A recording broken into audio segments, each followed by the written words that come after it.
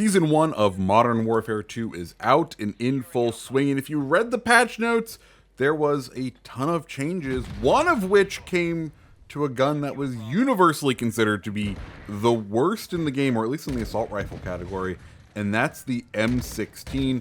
So, is this burst rifle any good? Has it resumed its legendary status from the original COD 4?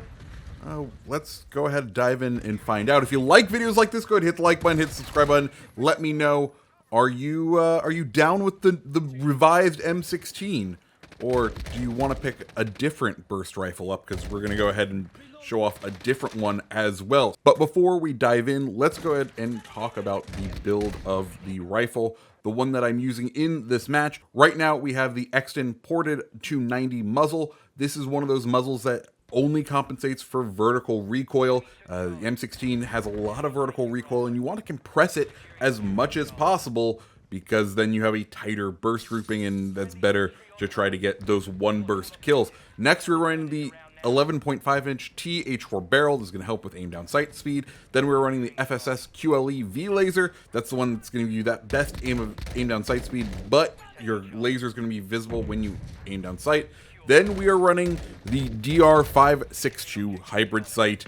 I just love the sight picture of this thing. It probably isn't the best, but I not being able to pick your reticle in this game is driving me mad, and this is one of those examples. And then finally we're running the Ravage 6 stock. That's going to give us a little bit more maneuverability out there. So with all that said, let's talk about the pre-nerf, or the base game M16.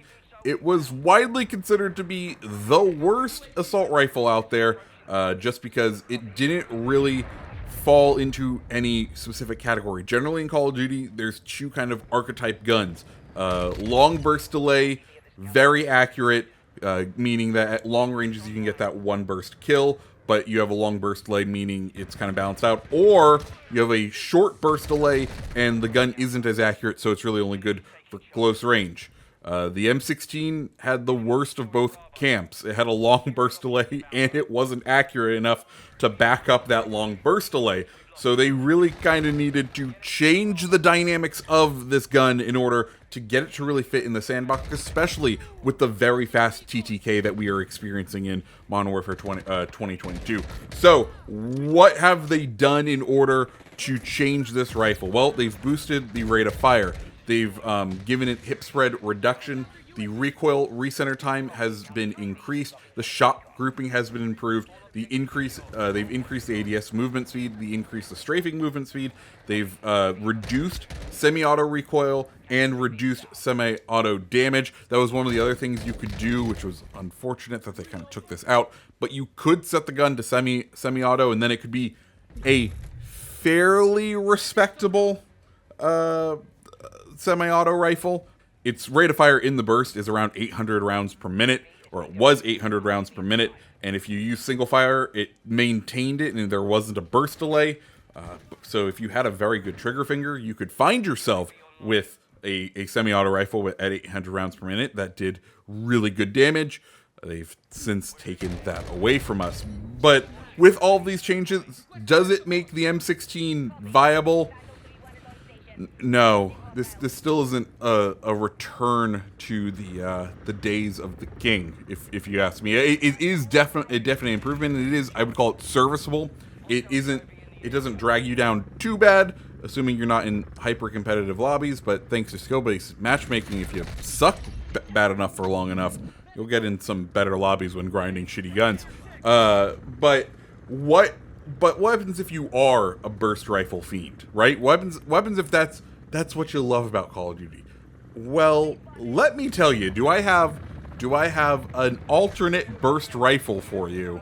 And it's actually a submachine gun. This Fennec has a 2-round burst mod on it, and well, I'll be honest, I picked it up in the battle pass. I was like, let's give this blueprint a try. I want to try out this wacky and zany sort of rifle, and boy, to my surprise, I was having way more fun with this little Fennec burst rifle, sniper rifle type little thing, and I highly recommend you go out there and give it a go. I'll go ahead, put up the build for this rifle in case you haven't unlocked it yet in the battle pass.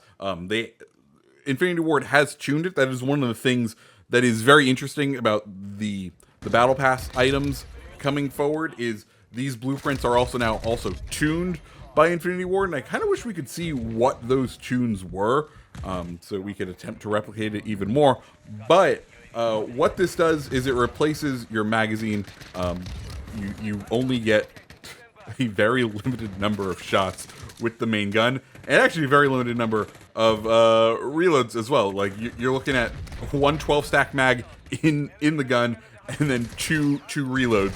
And those go quick because it maintains the Fennec's rate of fire. Oh, and if you can land a headshot, it just deletes people. It's absolutely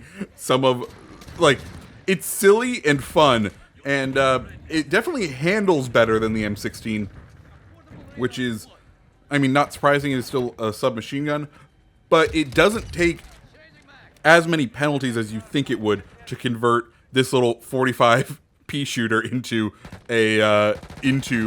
what is ostensibly a massive rifle. So if you're wanting that burst rifle feeling on the inside, may I suggest the Fennec. So guys, that's the video for today. What did you think? Let me know down in the comments below. Are you gonna give the Fennec a go, or are you gonna stick by the old M16 for those burst rifle joys? As always, guys, if you like the video, hit the like button, hit the subscribe button, and I hope you have a fantastic rest of your day. See ya.